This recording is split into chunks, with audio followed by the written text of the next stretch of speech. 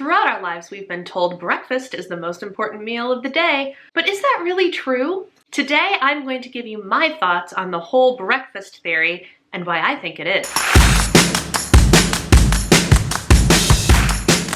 Hello my friends, welcome back to my channel, and a special hello if you are new here. My name is Brianna and I am the diva behind Diva and the Divine, and I am so glad you clicked on this video today. We are going to talk about breakfast and why I think it really is the most important meal of the day. Now, before you click out of this video because you have very, very strong opinions on why you don't eat breakfast, hear me out. The first thing you should know is I don't care when you eat breakfast. That's right. You don't have to eat breakfast first thing in the morning if you don't want to. And I know there are a lot of people out there that don't. The literal definition of breakfast, where breakfast got its name, is from breaking your fast. Your fast being the moment from the last time you ate, presumably dinner or dessert or before bed snack, until your first meal of the next day. It doesn't matter if that happens 15 minutes after you get out of bed or 3 hours after you get out of bed. The definition of breakfast is breaking your fast. This video applies to whatever meal that breakfast, that breaking of the fast, is for you. Okay, now that you've calmed down, I'm not telling you you have to eat breakfast first thing in the morning. Let's dive into a little bit of information about blood sugar, because blood sugar is one of the primary things that plays into this whole thing. Putting it in super layman's terms, like real basic stuff here. You eat carbs, your blood sugar spikes because your body is turning those carbohydrates into glucose, and your body has to release insulin to help bring your blood sugar back into balance. And the higher your blood sugar spike, you might have heard, the harder the blood sugar crash, which could in turn cause you to crave more carbohydrates to help bring that blood sugar back up to equilibrium, but could likely cause a spike again. You've heard me say this before, you've heard countless other nutritionists and coaches say this before. Blood sugar balance is essential for optimal functionality of your body, right? And for those of us that might eat too many carbohydrates too frequently, we ride the blood sugar wave like crazy, and we feel it. We feel it in our energy, we feel it in our heart rates, we feel it in the body fat that we have on our bodies. Blood sugar balance is super important, right? So why am I telling you this? Why are we talking about blood sugar balance? I want you to take a moment and think back to a day where you had a breakfast high in carbohydrates, pancakes, sugary cereal, a bagel and a latte. Think about that day for a moment, if you can pull one from your memory, and think about your hunger for the rest of the day. Think about how quickly you needed a morning snack, or how quickly or how early you needed to eat lunch. Dwell on that for a hot second.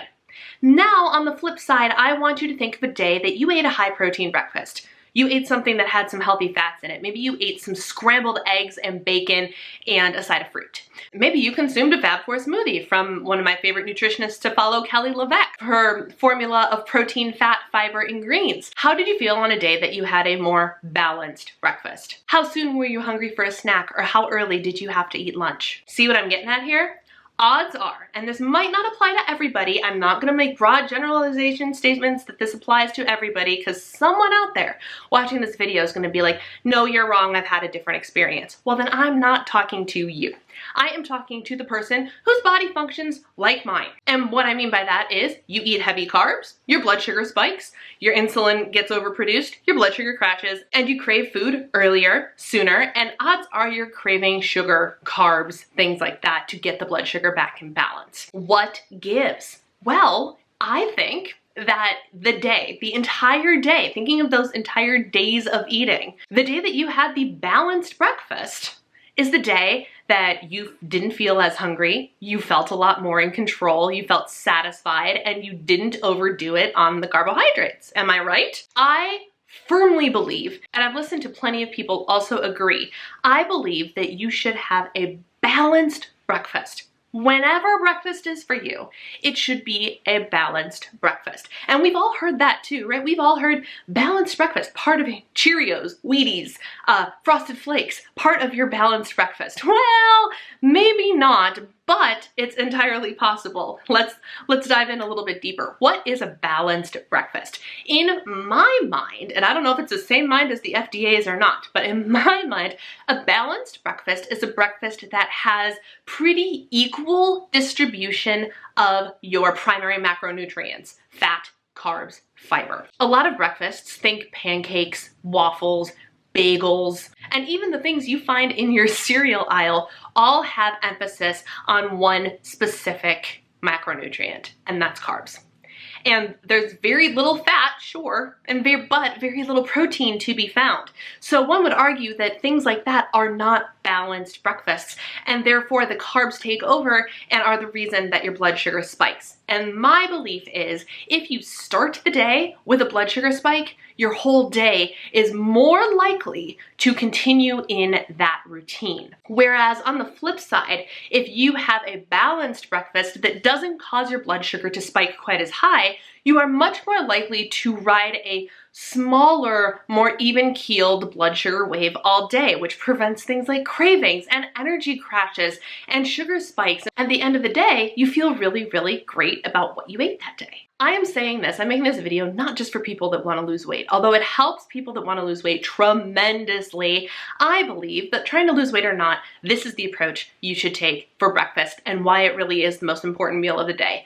I think personally that a breakfast high in protein, moderate in fat, and moderate to low in carbohydrates is always the way to start your day, whenever it is you start your day. I used to be the person who ate cereal in the morning, especially like Special K or low carb cereal or whatever the case may be. Don't get me wrong, I love Special K. I bought Special K recently because it's so stinking good. The fruit and yogurt one, on point, delicious. But I used to be that person, or have a bagel with my coffee. A bagel and a latte, oh my word, the sugar and the carbs, oh, panic inducing, right? But it doesn't have to be that way. Here's what I recommend. I would recommend a couple of things. First, if you can curb back on your carbohydrate intake, that would be amazing. So what should you have instead for breakfast? Maybe you have an English muffin, a light English muffin by Thomas's, for example, contains 6 grams of fiber, 5 grams of fiber, 6 grams of fiber. It contains some fiber. If that is your carb and you pair that with a piece of bacon and 2 eggs and maybe a little bit of avocado, that breakfast is going to leave you feeling so much more satisfied and fueled and not cause your blood sugar to spike because your macros are more balanced. Whereas eating a bagel and cream cheese along with your sugary latte is going to be mostly carbs and spike your blood sugar and start you on a roller coaster that will likely last all day long. You get what I'm saying. I don't know if you need more examples or not, but you can kind of deduce when you look at a breakfast option whether or not it would fall in blood sugar roller coaster category or balanced breakfast category. But what if you're like me and let's say it's pumpkin spice bagel season?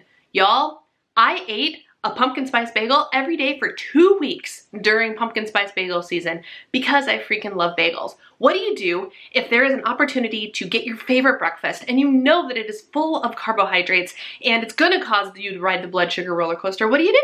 What do you do?